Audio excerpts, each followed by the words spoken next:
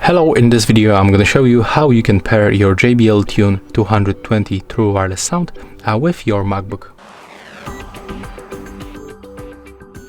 So first of all, before the pairing, just remember to input both earbuds inside and charge them for like 20 minutes with this micro USB port. Next, you have to also remember to disconnect them from any previously connected devices.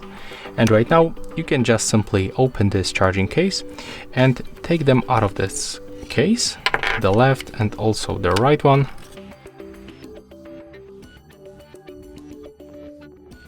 Right now you will hear the notification sound that they are turned on, and also the right one will automatically move to the pairing mode. So it just starts blinking white and the blue, just like that.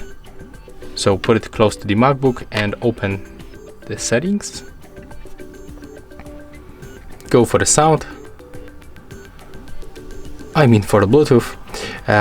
Turn it on with this switcher, and from the nearby devices list, select your JBL Tune 220. Click on the connect button.